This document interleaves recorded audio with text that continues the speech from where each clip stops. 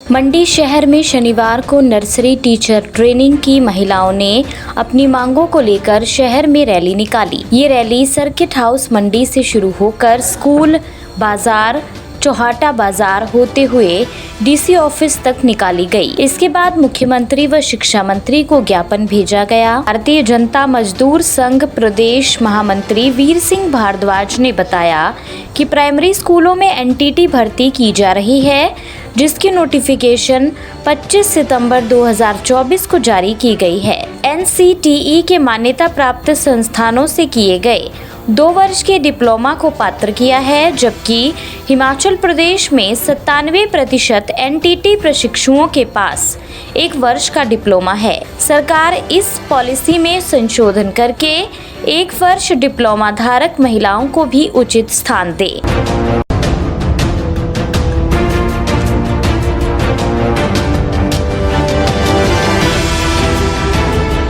संघ प्रदेश अध्यक्ष वंदना गौतम ने क्या कहा, सुनिए। के माध्यम से आज तक हमने अपनी मांगे सरकार के समक्ष रखी और सभी बहनों को भी घर से इकट्ठा किया।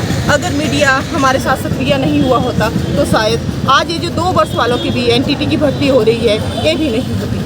सबसे पहले तो हमारी आज सिर्फ 3 डिमांड सरकार से है। सर्वप्रथम तो पहला तो यही है कि इस भर्ती को जो एचपी गवर्नमेंट कर रही है, हमें यही पता नहीं लग रहा है कि इस बात की हम खुशी मनाएं या दुख मनाएं, क्योंकि ये डिमांड हमारी थी, ये मांग हमारी थी। ये एनटीटी भर्ती को हम ही मांग रहे थे बार बार कि एनटीटी भर्ती की जाए, एनटीटी भर्ती की जाए। लेकिन सबसे पहले तो इस भर्ती को आउटसोर्स आधार पर किया जा रहा है, जो कि उचित नहीं है। और उसका जो वेतन है, एनटीटी यूनियन के जो सभी हैं पदाधिकारी हैं, वो इस वेतन के भी खिलाफ है कि जो आउटसोर्स के आधार पर आप रख रहे हो और 10,000 मंथली जो सैलरी आपने तय की है, उसमें से भी आपने उस 10,000 में से भी बहुत सारा कमीशन और चार्ज कटेंगे। फिर हमारे पास कटा के क्या बचता है? हमारे पास बचता है 6500 से 7,000 के बीच।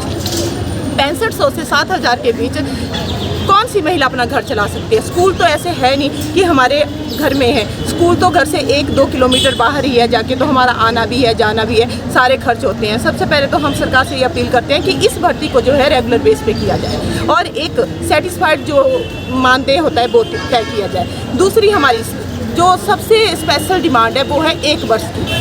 जब एनटीटी के डिप्लोमे हुआ करते थे तो हिमाचल प्रदेश के अगर किसी भी स्टूडेंट ने वो डिप्लोमा करना होता था तो हिमाचल प्रदेश के बाहरी राज्यों में जाकर वो डिप्लोमे होते थे। और उन्हीं बाहरी राज्यों में जो डिप्लोमा जिन लोगों ने वो डिप्लोमा किया है वो यहाँ पर हिमाचल प्रदेश में सरकारी नौकरी में भी है। और कुछ लोग तो इस टाइम रिटायर्ड होकर पेंशनर है और कुछ रिटायरमेंट की एज पे है ना।